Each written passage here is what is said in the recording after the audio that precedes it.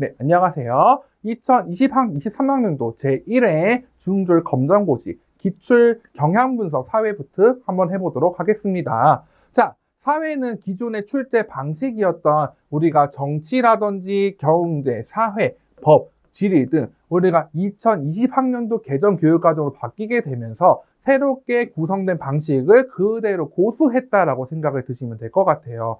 그래서 기존의 분야별로 골고루 출제했다는 것이 특징이라고 생각을 하시면 되겠습니다. 그런데 2022학년도에 출제되었던 세계 지리와 관련된 내용이라든지 혹은 문화의 특징을 묻는 문제가 이번에 빠지게 되면서 새롭게 자리 잡은 문제들이 선거 제도와 관련된 내용 혹은 재판의 종류를 묻는 문제가 등장하게 되었습니다. 그러나 이런 문제는 기본서에 있는 내용의 유형이라든지 혹은 문제 내용 자체를 그대로 출제했기 때문에 기본서의 문제를 착실하게 풀었다면 쉽게 풀을 수 있다라고 생각이 듭니다. 자, 그리고 또한 기역, 니은의 선택형 질문들이 이번에는 총 4문제가 출제가 되었습니다. 기존의 3문제 혹은 2문제 정도 출시가 되어서 학생들에게 많이 고민을 낳는 문제들이었는데 이번에 총 4문제가 출제가 되면서 조금 난이도가 올라갔을 수 있다라고 생각을 드시면 되겠는데 오히려 이런 기억, 니은, 선택형 질문을 제외한 다른 단답형 문제라든지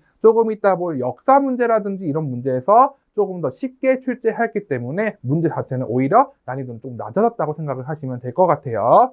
자, 그 다음 역사 같은 경우에는 역시나 마찬가지로 기존과 9문제 동일하게 출제가 되었습니다. 그런데 이 역사 같은 경우에는 지난 3개년 출제에서 답과 문제가 동일한 문제가 총 5문제나 출제가 되면서 기출문제를 제대로 분석을 했다면 정말 쉽게 맞출 수 있는 문제라고 생각이 듭니다. 예시로 들자면 가장 첫 번째 역사 문제였던 비파현동과 관련된 내용을 2021학년도 문제에서 그대로 가져왔고요. 장소환과 관련된 내용의 문제에서도 마찬가지로 기출문제에서 볼 수 있기 때문에 기존 기출문제를 역시나 열심히 공부했다면 역사 문제는 오히려 더 난이도가 더 내려갔다고 생각이 듭니다. 자, 그렇다면은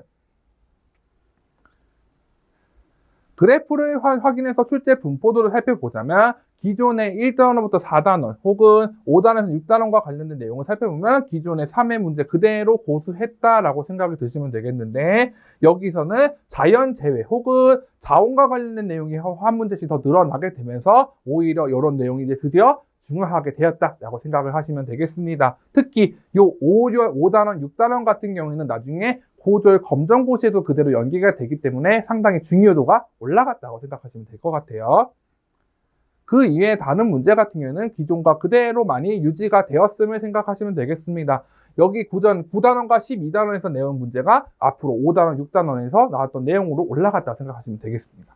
그리고 역사와 관련된 문제는 기존과 동일하게 3문제, 1문제, 3문제, 2문제로 그대로 2021학년도부터 그대로 거의 유지가 되었다고 생각을 하시면 되겠습니다. 여기까지 사회 기출 경향분석 마치도록 하겠습니다.